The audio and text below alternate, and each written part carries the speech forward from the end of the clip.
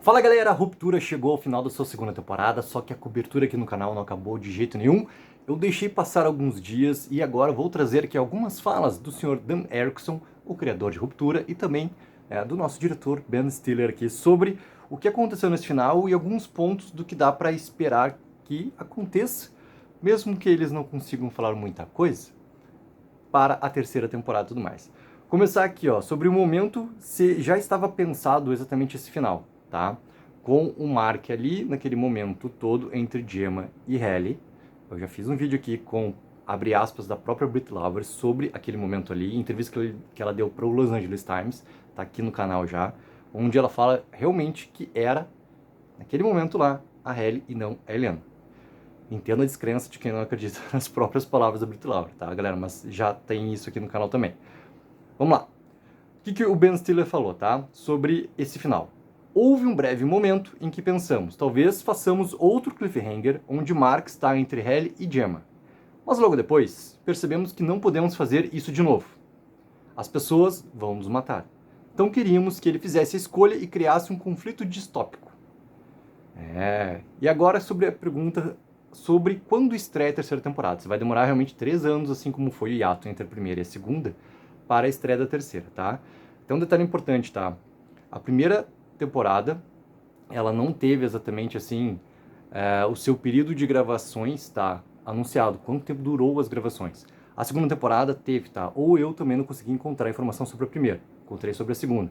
Foram 186 dias de gravação dessa segunda temporada, ou seja, eles ainda estão no processo de criação dos roteiros, então a gente pode imaginar, talvez, que esse hiato todo entre segunda e terceira tenha 1 ano de diferença, ou seja, em vez de 3, 2 anos para a estreia, tá? O que falou o Dan Erickson, tá? Esperamos que não hajam grandes greves, pandemias ou fissuras se abrindo na crista da Terra que acabem nos atrasando. Tirando isso, eu certamente espero que lancemos a próxima um pouco mais cedo. Mas Ruptura sempre foi uma série que leva muito tempo para ser feita. E estamos orgulhosos do que criamos, mesmo que tenha demorado bastante. Então vou dar uma passada aqui, galera, sobre outras respostas que eles deram, tá, em entrevista aqui para a Variety, tá? Essa aqui é interessante, tá? Perdoe-me se esta é uma pergunta muito simplista, mas a lealdade do público deve estar mais com o externo do Mark ou com o interno do Mark? Ben Stiller falou o seguinte: é isso que eu amo. Porque você não sabe como deveria se sentir. Nossa esperança com uma história tão profunda no episódio 7 é que haja muito investido no relacionamento de Mark e Gemma também.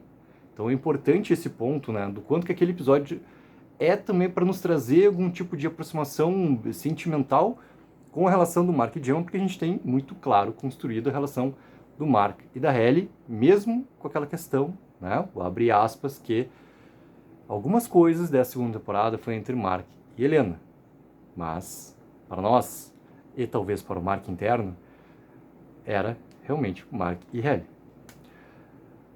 Mesmo que não tenhamos visto muito disso sobre o Mark e Gemma. Espero que parte do público esteja torcendo pelo interno do Mark e parte do público fique tipo, meu Deus, e a Gemma? Mark poderia simplesmente passar por aquela porta.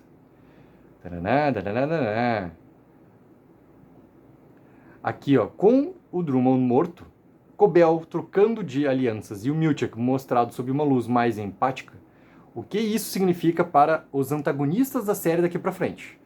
Ben Stiller respondeu: espero que em nossa série você não saiba bem de onde os antagonistas vêm ou de onde está a sua lealdade, e quem é necessariamente um antagonista.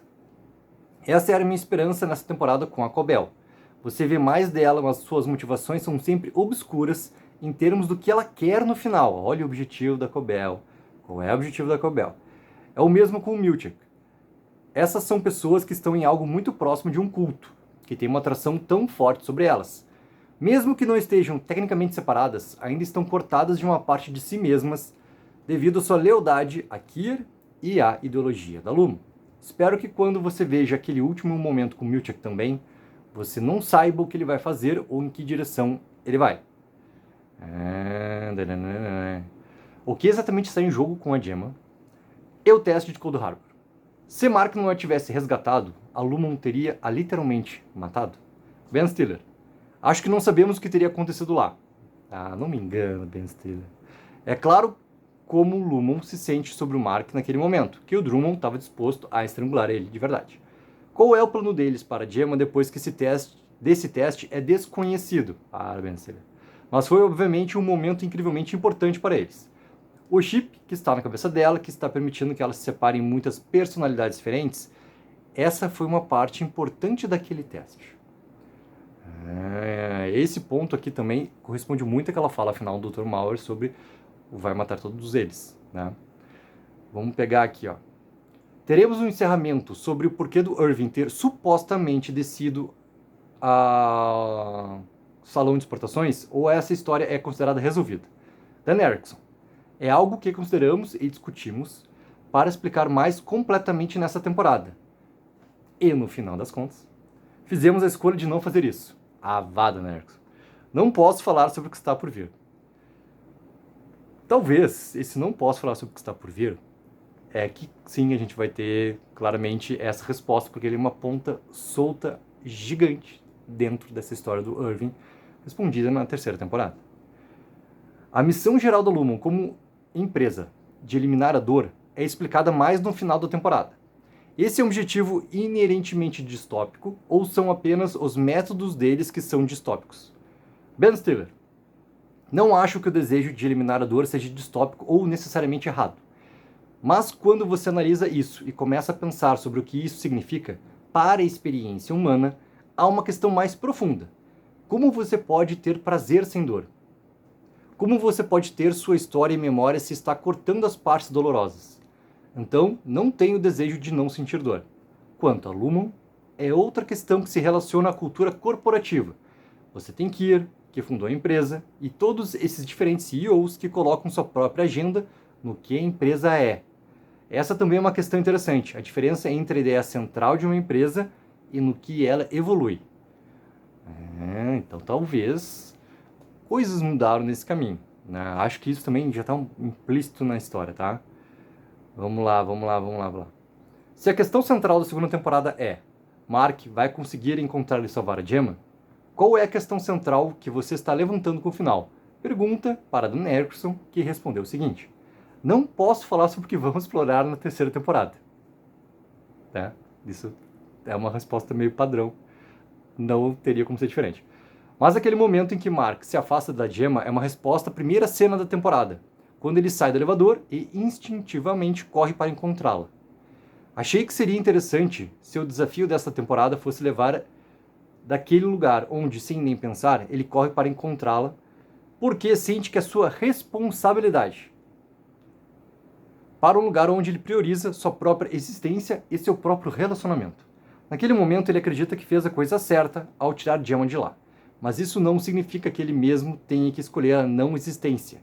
Então é uma questão de como você sobrevive mais um minuto, do que você desistiria para permanecer vivo por mais um minuto. É lute pela sua vida. Lute pela sua vida, algo que eu falei e repeti algumas vezes na crítica do episódio final ali. E aqui, galera, são as perguntas mais interessantes, que tiveram as respostas, obviamente, mais interessantes também, nessa entrevista concedida à Variety pelo Dan Erickson e pelo Ben Stiller. Galera, muitas coisas ainda temos que conversar, teorizar, consequências também do que aconteceu nesse final de segunda temporada. Coloquem embaixo nos comentários o que acharam aqui do que foi dito pelo Dan Erickson e pelo Ben Stiller. E não esqueçam sempre de dar aquela mega ajuda de curtir o vídeo e assinar o canal. Take04, viva o sonho aqui!